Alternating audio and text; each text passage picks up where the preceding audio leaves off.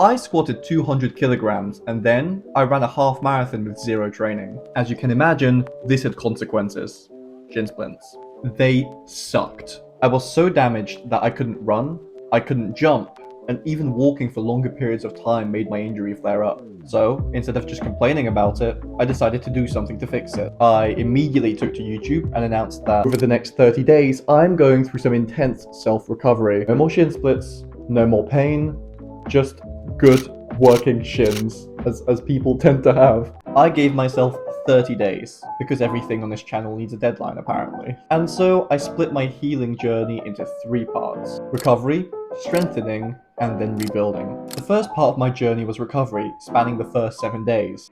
During this period, I performed a mobility routine, which included wall-calf stretches, toe towel pulls, ankle circles, and kneeling dorsiflexion rocks. Alongside this, I also massaged and iced my shins every single day. This brought down my pain by a surprising amount, and I mentioned this as early as like day 3. The pain is actually less today. Okay, I did not expect that. Following this, I decided that a period of strengthening would be necessary to bridge the gap between the ability that I had lost over the last 11 months. This kept all the mobility stuff from the recovery phase, but also added tibialis raises, toe walks, and ankle band exercises. On like day 8, a viewer recommended the pressure point massage, and that hurt like hell. I'm gonna count my head. Okay. Oh, but I think it helped. The recovery phase lasted for 14 days, as I assumed that this would be the step I'd want to take the most gradually so I don't flare my injury up again. Towards the end, I was starting to get a bit of a mixed result, but overall I was improving at quite a big rate. In the final week, from day 22 onwards, I decided to start trying to run again. This was minimal at first, just starting with a 5-minute very slow jog after a period of walking. First run done.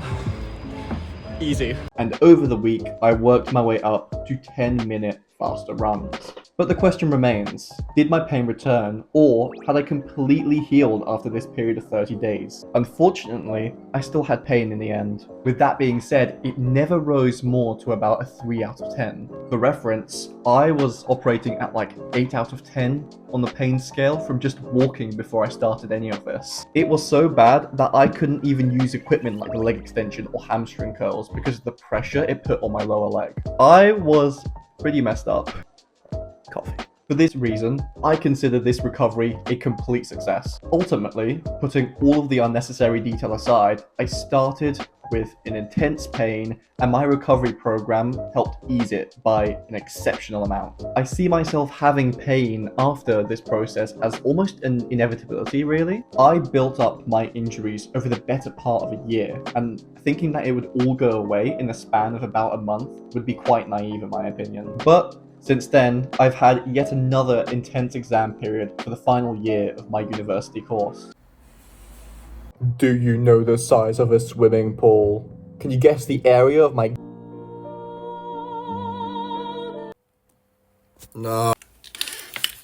Please. I have basically not moved for a month from this stupid chair. I think that if I go outside and run at my full capacity right now, I'm just going to end up right back where I started. So, let's address the issue. I've decided to take the next logical step in my recovery journey, which is to train myself to be able to properly run over a period of the next 30 days. I'm going to document this via a short series, and then I'm going to upload a video like this just to summarize the whole process and whether it was successful or not. If you'd like to see that, consider subscribing and sticking around. I'm really excited to start this, and at the end, I aim to sprint for the first time in really as long as I can remember and be absolutely pain-free. Maybe. Until then, take care of your legs. You only get 2. That's BS Fitness, baby. That's who we are. With that being said, I hope you've gone to the gym today. I hope that you've done your cardio. And, as always, I hope that you have a wonderful day. See you in the next one. If you're new, that's Buck, by the way.